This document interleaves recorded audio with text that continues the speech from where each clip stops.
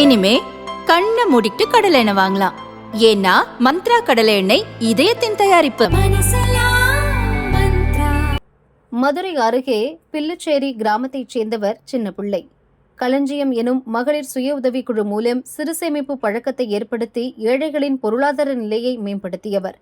இந்த செயலுக்காக பத்மஸ்ரீ உள்ளிட்ட பல விருதுகளை பெற்றார். பிரதமர் வீடு கட்டும் திட்டத்தில் வீடு கட்ட பட்டா வழங்கியும் இதுவரை வீடு கட்டித்தரப்படவில்லை என்று சின்னப்பிள்ளை கூறியிருந்தார். இதை அறிந்த முதல்வர் ஸ்டாலின் ஏற்கனவே வழங்கப்பட்ட 1 சென்ட் வீட்டு மனையுடன் கூடுதலாக 380 சதுரடி நிலத்துக்கான பட்டா வழங்கப்படும்.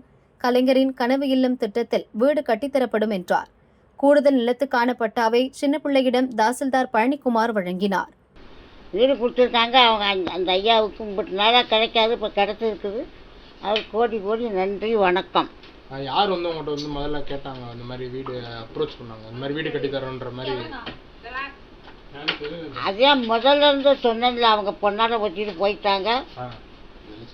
அப்புறம் வந்து 1 வருஷம் சென்று வந்து அந்த தாசில்தார் அம்மா வந்து பட்டாவுக்கு ஒரு மேலூர் தாசில்தார் அம்மா அவங்க வந்து சொல்லிட்டு போனாங்க, பட்டா 1 சென்ட் கொடுத்துட்டு போனாங்க.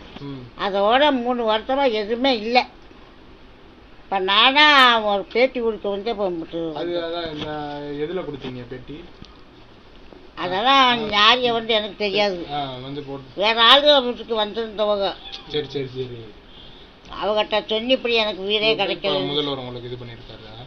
இது தொடர்பாக அண்ணாமலை கூறியிருப்பதாவது: மத்திய அரசு நிதி மூலம் மாநில அரசு செயல்படுத்தும் திட்டம்தான் பிரதமரின் வீடு கட்டும் திட்டம்.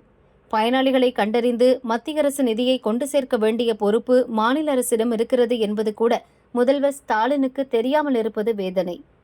2 ஆண்டுகளாக சின்ன பிள்ளைக்கு வீடு கட்ட நிதியும் இடமும் வழங்காமல் அலக்கழித்திருப்பது திமுக அரசின் மீது சுமத்தப்படும் குற்றச்சாட்டு என்பது கூட தெரியாமல் ஸ்டாலின் அரசியல் செய்ய கிளம்பியிருக்கிறார்.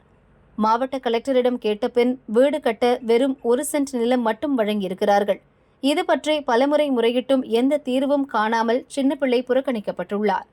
இவை அனைத்தையும் மறைத்துவிட்டு வெட்கமில்லாமல் ஸ்டிக்கர் ஒட்ட புறப்பட்டிருக்கிறார்கள் முதல்வர் ஸ்டாலின் என அண்ணாமலை கூறியுள்ளார்.